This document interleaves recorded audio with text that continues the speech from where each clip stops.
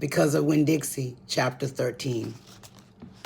Me and Winn Dixie got into a daily routine where we'd leave the trailer early in the morning and get down to Gertrude's Pets in time to hear Otis play his guitar music for the animals. Sometimes Sweetie Pie snuck in for the concert too. She sat on the floor and wrapped her arms around Winn Dixie and rocked him back and forth like he was a big old teddy bear.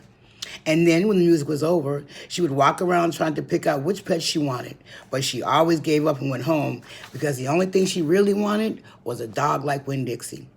After she was gone, I would sweep and clean up and even arrange some of Otis's shelves because he did not have an eye for arranging things like I did. And I did.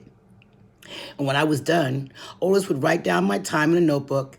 Then he had marked on the outside, 1 red collar, 1 red leather leash. And the whole time he did not in any way ever act like a criminal. After working at Gertrude's Pets, me and Winn Dixie would go over to the Herman W. Block Memorial Library and talk to Miss Franny Block and listen to her tell us a story. But my favorite place to be that summer was in Gloria Dump's yard. And I figured it was Winn Dixie's favorite place to be too, because when we got up to the last block before her house, Winn Dixie would break away from my bike and start to run for all he was worth, heading for Gloria Dump's backyard in his spoonful of peanut butter. Sometimes Dunlap and Steve Dewberry would follow me. They would holler, "There goes the preacher's daughter visiting the witch." "She's not a witch," I told them. It made me mad the way they wouldn't listen to me and kept on believing whatever they wanted to believe about Gloria Dump. One time, Stevie said to me, "My mama said you shouldn't be spending all your time cooped up in the pet shop and at the library sitting around talking with old ladies.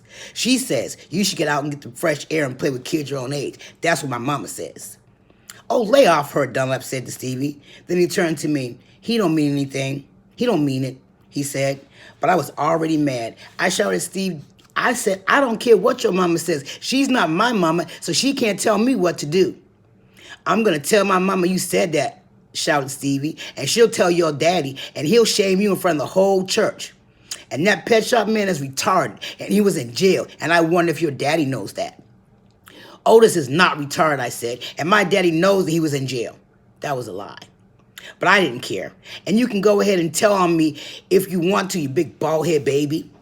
I swear it about wore me out yelling at Dunlap and Steve Dewberry every day. By the time I got to Gloria Dump's yard, I felt like a soldier who had been fighting a hard battle. Gloria would make me a peanut butter sandwich straight off, and then she would pour me a cup of coffee with half coffee and half milk, and that would refresh me.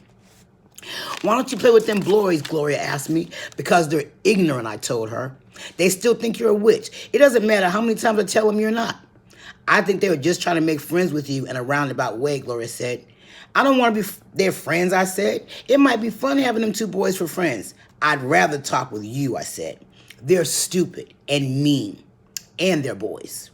Gloria would shake her head and sigh, and then she would ask me what was going on in the world, and did I have any stories to tell her, and I always did.